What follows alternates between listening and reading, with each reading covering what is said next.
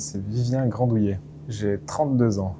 Mes pièces sont très simples, j'essaye d'épurer au maximum dans les lignes, les formes, il n'y a pas 10 000 courbes différentes, quoi.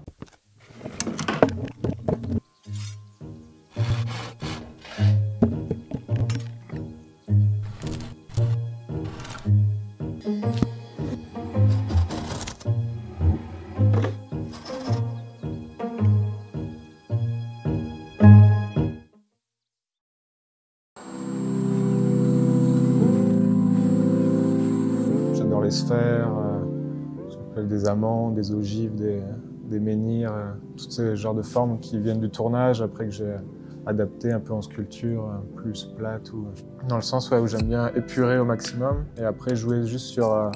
je travaille que du frêne et j'essaye de jouer juste sur des mouvements du bois, des détails, un défaut, entre guillemets, de l'ébénisterie, quoi.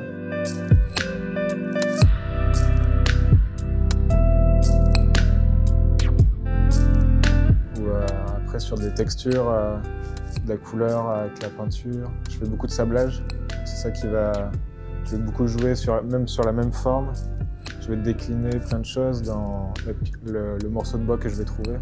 C'est ça qui va me guider en fait, si je vais faire de la texture, si je vais faire que du sablage, si je vais sabler juste une petite partie, si je vais garder une couleur naturelle. J'ai beaucoup de pièces qui sont totalement peintes, sans couleur naturelle.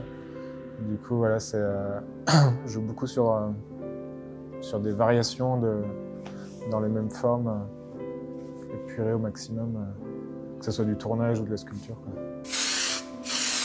J'ai que de ça, donc c'est pas évident encore.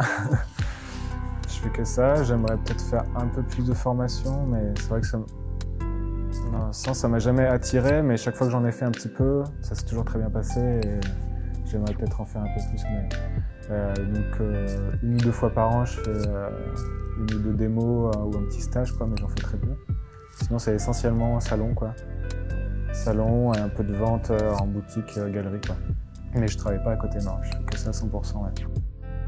Je suis artisan à la base, quoi, parce que je viens de la menuiserie et de l'ébénisterie. Et pour moi, ça a été une évolution assez logique dans mon cursus, dans l'apprentissage du bois, quoi, mais j'ai pas l'impression d'être artiste. Non, artisan qui essaye de faire des jolies pièces qui plaisent aux gens, quoi, mais...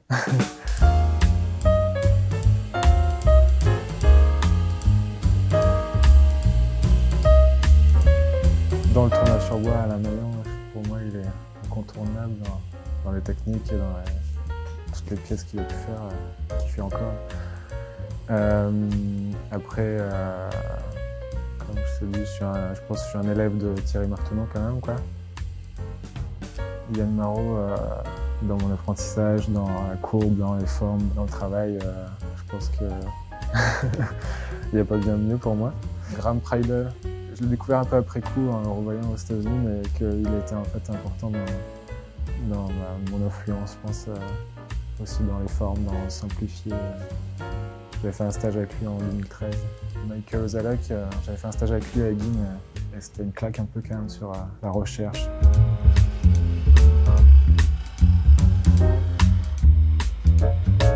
Pas avoir peur d'essayer, déjà de se rapprocher d'un formateur, au moins pour une base de stage débutant, quoi, pour pas répéter des erreurs trop longtemps et pas sur des gestes de base, quoi.